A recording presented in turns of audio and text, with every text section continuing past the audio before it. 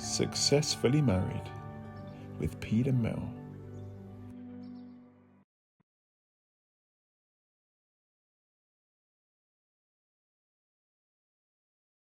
Hi guys, it's Pete here from Successfully Married. Hope you're all doing very, very well. Hope you're all doing good. All right. If you're in England, I know it's getting a little bit colder. You know, winter's coming and fastly approaching us. So I know it's a little bit more cold. I'm not really a fan of the cold, but you got to live with it. It's part of the process here in England. If you're in some sunny country, and I'm sure you're happy, sunning yourself in the sun, I'm sure you're enjoying yourself and having a really, really nice time. So I hope you're all doing well wherever you are. All right. So last week, my wife was talking about navigating through the dating world, and she was talking about it from a woman's guide, basically a woman's perspective. So she was saying navigating through the dating world, and it's indeed giving a guide for the woman out there, for you, all you ladies. So today I'm going to be talking about navigating through the dating world, and it's going to be from a man's perspective. So it's going to be navigating through the dating world, a man's guide. All right. So that means all you women out there, you're forbidden. You're not allowed to watch this. You're going to have to disclose secret information from men only. So women, you're not allowed. No, I'm only playing. It's for everybody. So mainly for men, but women, men, you feel free to listen on in. I'm sure it can be a blessing to everybody that listens. No doubt about it.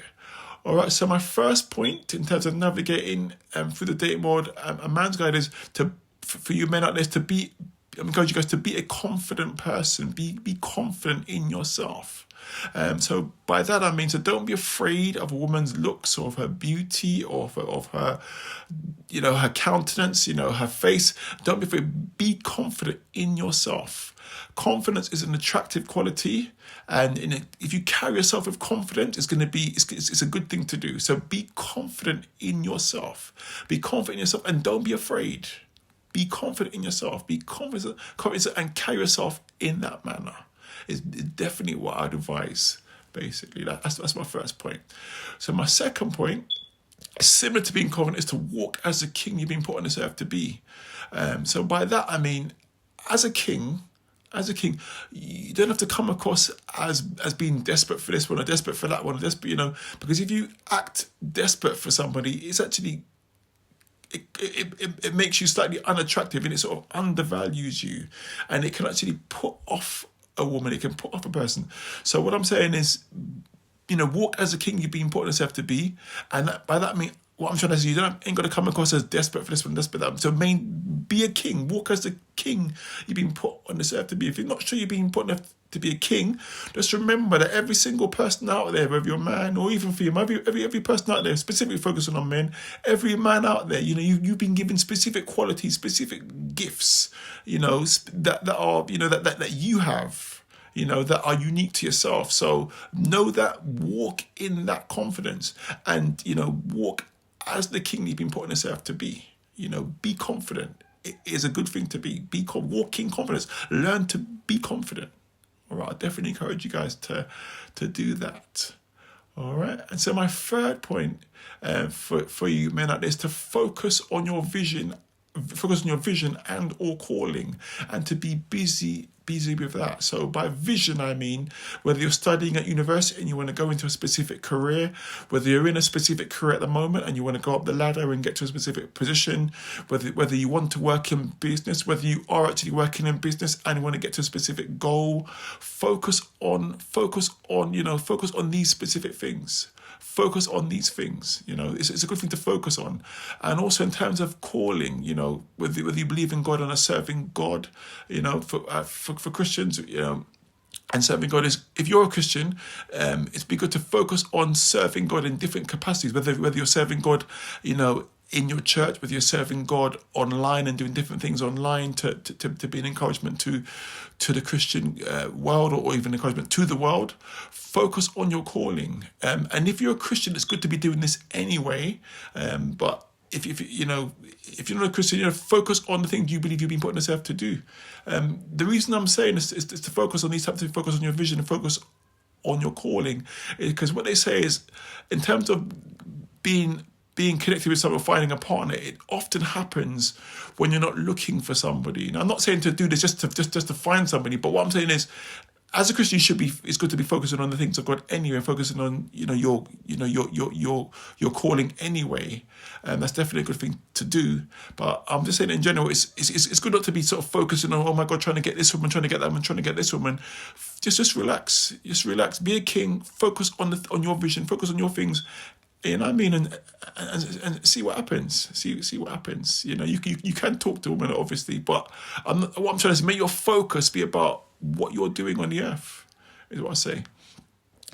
The next point I'd say is to pray. My next point, my fourth point is to pray. Seriously pray, and seriously pray for that God gives you the best wife, that God gives you the best. God knows what's best for you. So pray that God gives you the best person, the right person for you. And you can make your request and you can say, yeah, God, I would like this type of person, this type of thing.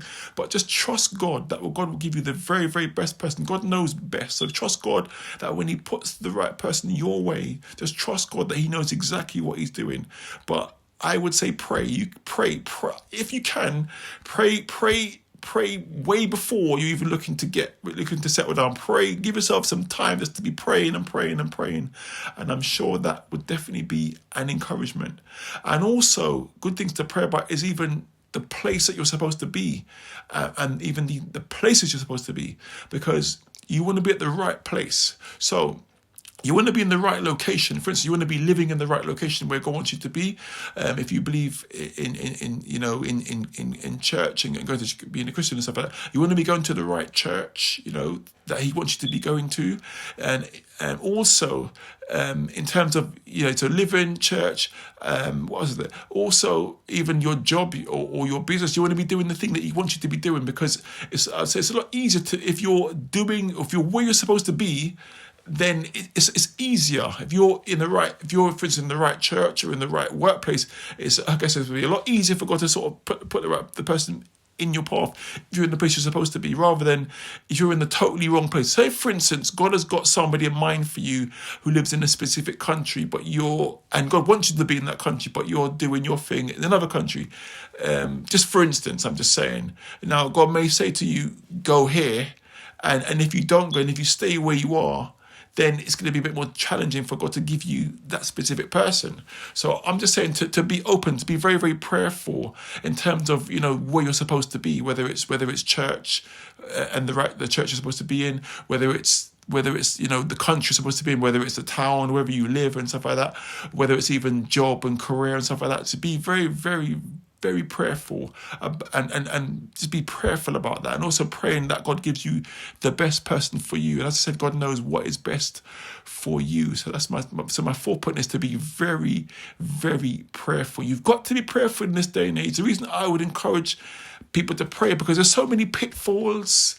And even if you're a man in this country, if you get divorced, all I could say, to make a long story short, is the system's not necessarily set up for men. It's not set up, it's not set up in a great way.